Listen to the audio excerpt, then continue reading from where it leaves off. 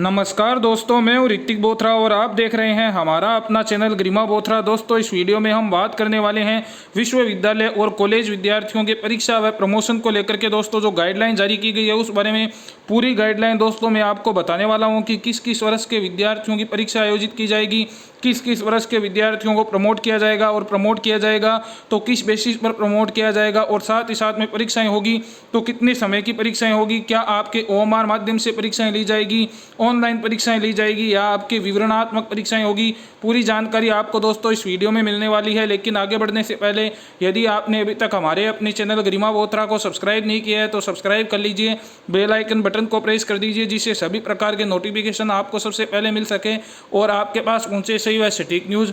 मैंने आपको दोस्तों जो शिक्षा मंत्री है उच्च दिनेश शर्मा जी, उनकी दोस्तों 2 मैंने आपको बता दिए थे, स्पीच आपको सुनाई थी, वीडियो के माध्यम से बताया था कि उन्होंने क्या कहा है। फिर भी दोस्तों आप देख सकते हैं जो पूरी गाइडलाइन मैं आपको दिखा देता हूं जिससे पूरी तरीके से आपको समझ में आ जाए।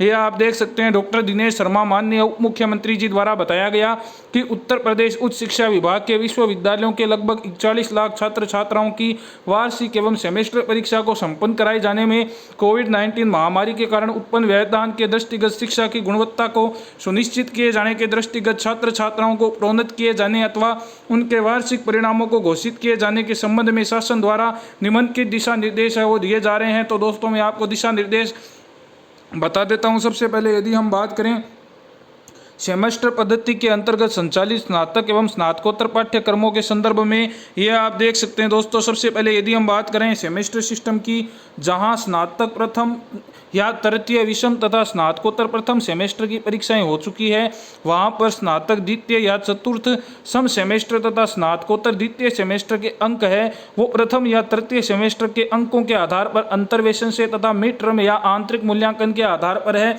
वो निर्धारित किए जा सकते हैं। यानी साफ साफ कहा गया है कि यदि आपके प्रथम और तृतीय सेमेस्टर की परीक्षा स्नातक में और स्नातकोत्तर प्रथम सेमेस्टर की आपकी यदि परीक्षाएं हो चुकी है तो आपके स्नातक के द्वितीय या चतुर्थ सेमेस्टर में अथवा स्नातकोत्तर के द्वितीय सेमेस्टर में आपको प्रमोट कर दिया जाएगा और जो आपको अंक दिए जाएंगे वो स्नातक में प्रथम और तृतीय सेमेस्टर के अंकों के आधार पर और साथ ही साथ में जो आपके द्वितीय या चतुर्थ सेमेस्टर में मिड टर्म जहाँ हो चुकी है उनके जो आपके अंक आए हैं उनके आधार पर दिए जाएंगे। वैसे ही स्नातकोत्तर द्वितीय सेमेस्टर में किया जाएगा, स्नातकोत्तर प्रथम सेमेस्टर के आधार पर आपको अंक मिलेंगे और स्नातकोत्तर द्वितीय सेमेस्टर में जो आपके मिड टर्म एग्जाम हुए हैं उनके आधार पर दिए जाएंगे। उसके बाद में दोस्तों यदि हम बात करें जहां विषम एवं सम सेमेस्टर की परीक्षाएं संपन्न नहीं हुई है वहां मिड टर्म या आंतरिक मूल्यांकन के आधार पर विषम एवं सम सेमेस्टर के परिणाम तथा अंक अंतर्वेशन से निर्धारित किए जा सकते हैं। यानी दोस्तों जहां पर बिल्कुल भी परीक्षाएं संपन्न नहीं हुई है विषम एवं सम सेमेस्टर की किसी भी प्रकार की, वहां पर भी जो मिड टर्म एग्जाम है उसके आधार पर है वो विद्यार्थियों को प्रमोट कर दिया जाएगा। जबकि यदि हम बात करें स्नातक तथा स्नातकोत्तर पाठ्यक्रमों के अंतिम सेमेस्टर की यानी स्नातक के छठे सेमेस्टर की और स्नातकोत्तर के चतुर्थ सेमेस्टर की, तो वहां पर दोस्तों आप देख सकते हैं यदि स्नातक पंचम सेमेस्टर तथा स्नातकोत्तर तृतीय सेमेस्टर की परीक्षाएं संपन्न नहीं हुई हो तो अंतिम सेमेस्टर में प्राप्त अंकों के अंतर्वेशन से पूर्व सेमेस्टर के जो अंक है वो आपके दोस्तों निर्धारित किए जा सकते हैं। आप साफ साफ देख सकते हैं यहाँ पर।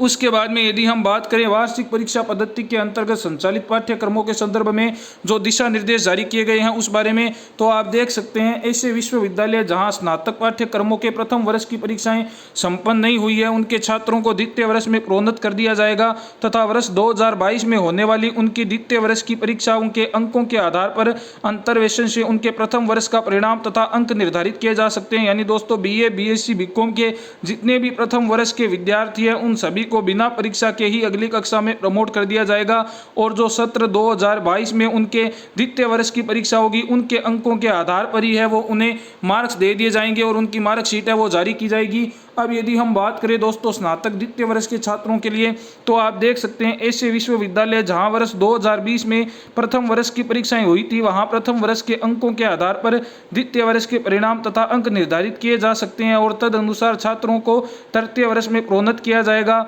यानी दोस्तों जिन विद्यार्थियों के 2020 में है वो प्रथम वर्ष की परीक्षा हुई थी उन्हें इस बार स्नातक द्वितीय वर्ष में है वो प्रमोट कर दिया जाएगा। लेकिन ऐसे विश्वविद्यालय जहां वर्ष 2020 में प्रथम वर्ष की परीक्षाएं नहीं हुई थी उनके द्वारा द्वितीय वर्ष की परीक्षाएं भी कराई जाएगी और परीक्षा परिणाम के अनुसार ही उन्हें है वो तृतीय वर्ष में है वो प्रवेश दिया जाएगा।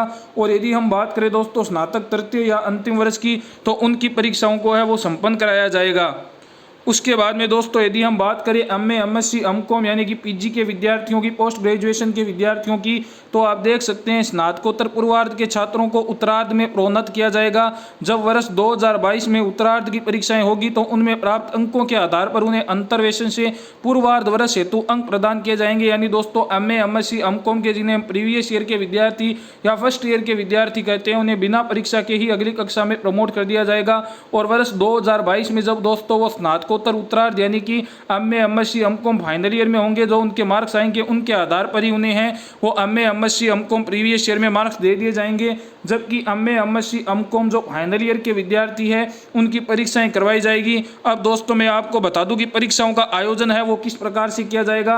यहाँ पर आप देख सकते हैं कुछ दोस्तों दिशा निर्देश यहाँ पर दिए गए हैं। ये आप देख सकते हैं कि स्नातक या स्नातकोत्तर के अंतिम सेमेस्टर एवं अंतिम वर्ष तथा उपरोक्तानुसार यथा आवश्यक स्नातक द्वितीय वर्ष की परीक्षाएं भी है वो निम्नानुसार आयोजित की जा सकी। द्वितीय वर्ष की परीक्षाएं केवल उनके लिए होगी जिनके पिछले वर्ष भी प्रथम वर्ष की परीक्षाएं हैं वो संपन्न नहीं हो पाई थी।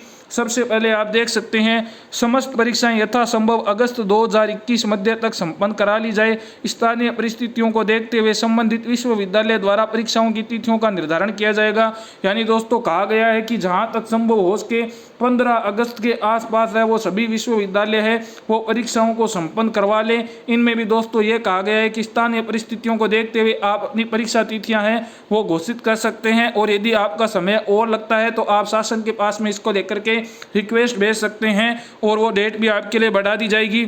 उसके बाद में यदि दोस्तों हम बात करें प्रायोगिक परीक्षाओं की, तो जो आपके प्रैक्टिकल एग्जाम्स है वो आयोजित नहीं किए जाएंगे और उनके जो अंकों का निर्धारण है वो लिखित परीक्षा के आधार पर ही किया जाएगा। और जो आपकी मौखिक परीक्षा है वो आवश्यकता अनुसार ऑनलाइन ही संपन्न करवाई जाएगी।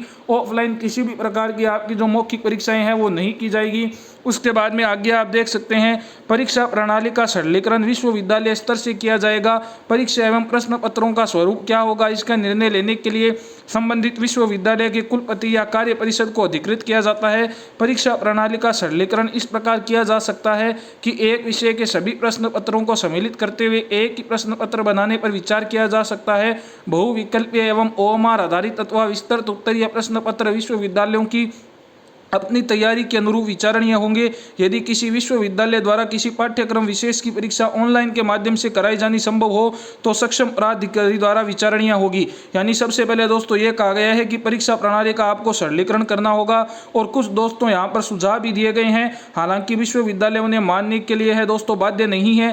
जो विश्वविद्यालय के कुलपति है या कार्य परिषद है उन्हें इसके लिए अधिकृत किया गया है। फिर भी शासन के द्वारा दोस्तों दिशा निर्देश जरूर जारी कर दिए गए हैं कि आप इस प्रकार से जो परीक्षा प्रणाली है उनका सरलीकरण कर सकते हैं। शासन के द्वारा कहा गया है कि ऐसा हो सकता है जैसे मान लीजिए किसी विद्यार्थी के फिजिक्स के 3 पेपर होते हैं तो उन तीनों पेपरों का एक ही पेपर बना करके एमसीक्यू पैटर्न के आधार पर है वो उनकी परीक्षाएं करवा ली जाए। या फिर दोस्तों विवरणात्मक परीक्षाएं भी करवाई जा सकती है, लेकिन वो विश्वविद्यालय की अपनी तैयारी के अनुरूप डिपेंड करता है। और ऑनलाइन परीक्षाओं के बारे में दोस्तों कहा गया है कि यदि किसी विश्वविद्यालय को ऑनलाइन परीक्षाएं करानी है तो वो भी संभव है, लेकिन उसके लिए आपको सक्षम प्राधिकारी द्वारा पहले है वो दिशा निर्देश लेने होंगे। उसके बाद में आप आगे देख सकते हैं परीक्षा जो समयावधि है वो 3 घंटे के स्थान पर 1 या 1.5 घंटे की होगी।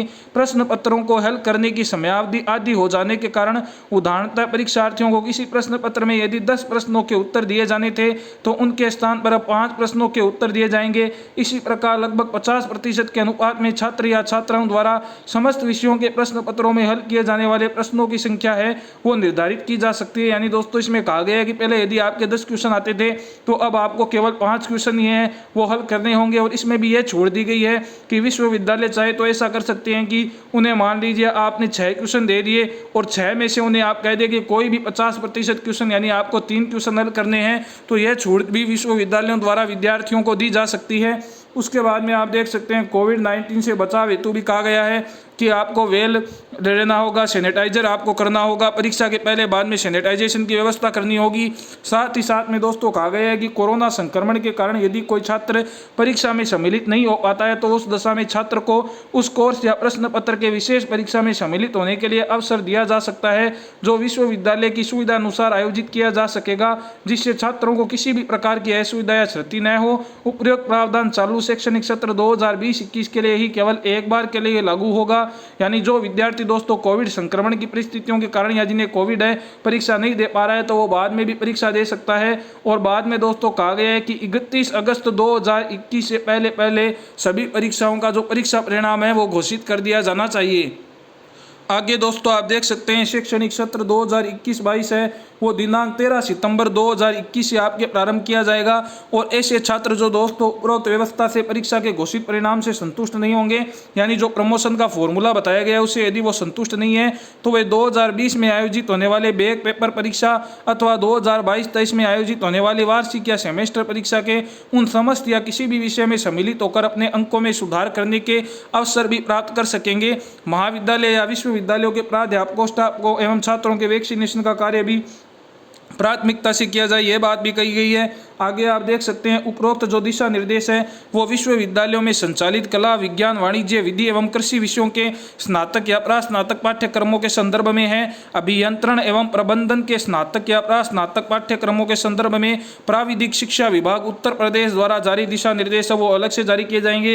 यानी दोस्तों जो DLD हो गया आपका, चाहे आपके BEd वाले पाठ्यक्रम है उनके लिए आपके अलग से दिशा निर्देश जारी किए जाएंगे।